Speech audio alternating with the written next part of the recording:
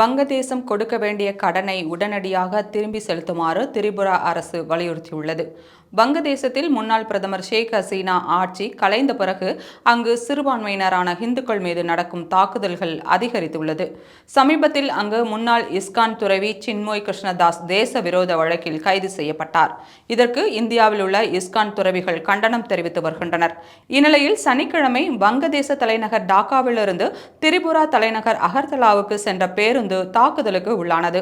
இதில் யாருக்கும் காயம் ஏற்படவில்லை. ஆனாலும் தாக்குதல் நடத்திய கும்பல் இந்தியாவுக்கு எதிரான கோஷங்களை எழுப்பியதாக கூறப்படுகிறது.